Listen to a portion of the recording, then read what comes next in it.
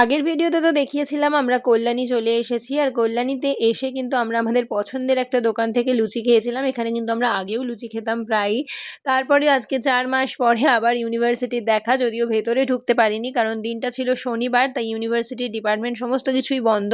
তাই আমরা ভেতরে আর যেতে পারিনি। রিউনিয়নে আসার তো খুবই ইচ্ছে আছে। যদি পরিস্থিতি সাথ দেয় তখনই একেবারে ডিপার্টমেন্টের সাথে আবার দেখা হবে। তারপরে আমরা শুরু করি হাঁটতে। আগে এখানে হেঁটে যেতে আমাদের খুব বিরক্ত লাগতো, কিন্তু আজ আমরা ঠিক করি যে আমরা হেঁটেই পিজি যাব। প্রায় ১৫ মিনিট মতো লাগে আমাদের স্টেশন থেকে পিজি যেতে। আর পিজি যাওয়ার পরে আমি একেবারে ভুলে যাই যে আমি ভিডিও করছিলাম। একদম স্নান করার পরে ছাদে গিয়ে আমার মনে পড়ে, ও আমি তো ভিডিও করছিলাম। তাই ছাদে এরা দুজন ছিল, এদের সাথেই ১ম এ একটা ক্লিপস নিয়ে নিই। আর তারপরে কিন্তু সুনন্দাও চলে আসে ছাদে। আমরা সবাই মিলে ছাদে চুল শুকোতে গিয়েছিলাম। আর এই ছাদটা কিন্তু আমার ভীষণ পছন্দের একটা জায়গা ছিল।